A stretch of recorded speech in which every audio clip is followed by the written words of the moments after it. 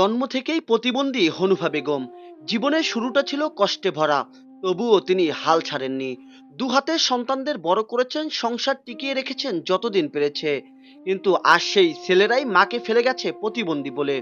স্বামীও বহুদিন আগে তাকে ছেড়ে অন্য নারীর সঙ্গে সংসার বেঁধেছে। আব্বা, আমার একটা মাছ দেন, বাবারা দেন, আব্বা। বাবা, এই ল্যাংড়ার হাতে একটা মাছ দেন, বাবারা দেন, আব্বা গো। হনুফা বেগমের চোখে অশ্রু, তবুও মুখে শান্তির ছাপ। তিনি বলেন, ছেলেদের মানুষ করতে যা কষ্ট করেছি তা শুধু আমিই জানি। আজ তারা আমাকে চেনে না, আমি প্রতিবন্ধী বলে। খাওয়ায় আল্লাহ আমার, বুঝেন? স্বামী নাই, কিন্তু পোলা পানও খাওয়ায় না। পোলা পানের ভাই আমার তালাক দিয়ে দিছে। না, 10টা টাকাও দেয় না, মা আপনার পাউডার ভাঙছে দেন, এই ল্যাংরা এখন একটা। আগে তো হাঁটতেও পারি না, এখন হাঁটতে পারি না। এখন আলিপুর মহিপুর মৎস্য বন্দরে গিয়ে জেলেদের কাছ থেকে মাছ চেয়ে তিনি বিক্রি করেন। জেলেদের সহযোগিতায় সেই টাকা দিয়ে কোনো মতো চলে তার চিকিৎসা ও খাবার। কিছুদিন আগে দুর্ভাগ্যক্রমে পড়ে গিয়ে তার পা ভেঙে যায়। তখন এলাকার মৎস্য ব্যবসায়ীরা এগিয়ে এসে তার জন্য একটি হুইল চেয়ার কিনে দেয়। মালিক এনেছে, বুঝলেন? এই গদিয়ারা দিছে আমার চান্দারে, হকরি এই গাড়িটা কিনে দিছে।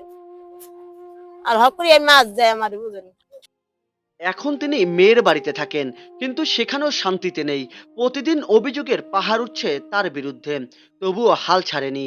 নিজের ভাঙা শরীর আর ভেঙে যাওয়া মন নিয়ে তিনি এখনো বেঁচে থাকার লড়াই করছেন। চাইলে তিনি আত্মহত্যা করতে পারতেন, তবে আত্মহত্যা যে মহাপাপ সেই দিকেও খেয়াল রাখছেন। মাইয়ার কে মাইয়া খাওয়ায় আমারে। আমি 3 বছর থাকি।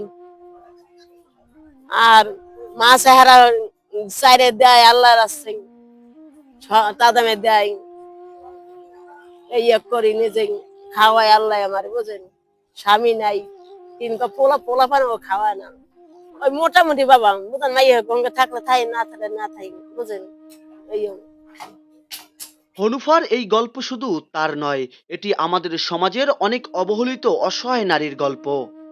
আমাদের সমাজের সকলের উচিত প্রতিবন্ধী মানুষদের বোঝা মনে না করে তাদের পাশে দাঁড়ানো আমাদের মানবিক দায়িত্ব।